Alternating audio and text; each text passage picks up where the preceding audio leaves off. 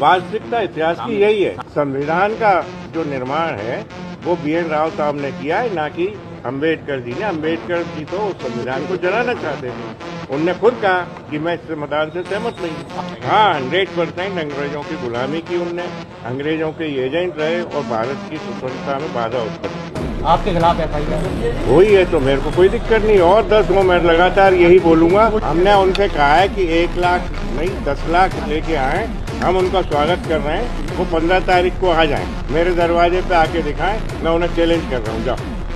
जब सवर्णों को, सनातन को, देवी देवताओं को गालियां दी जाती हैं तब माहौल खराब नहीं होता, तब कोई FIR नहीं होती। मैं तो ये चाहता हूँ कि अब 1 नहीं 100 और FIR हो। अम्बेडकर के कारण ही देश में विभाजन हो रहा है, जात बिरादियों में आपस में फूट हो रही है, बैरभाव हो रहा है, आपस में लड़ रहे हैं, मर रहे हैं, कट रहे हैं, और क्या हो रहा है।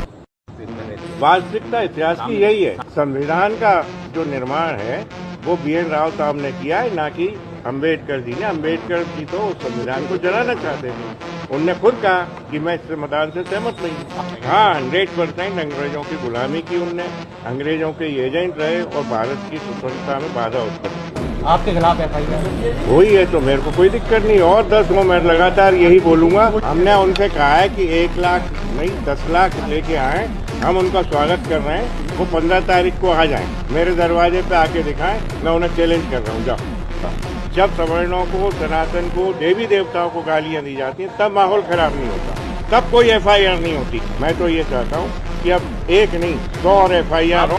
अम्बेडकर के कारण ही देश में विभाजन हो रहा है, जात बिरादियों में आपस में फूट हो रही है, बैरभाव हो रहा है, आपस में लड़ रहे हैं, मर रहे हैं, कट रहे हैं, और क्या हो रहा है।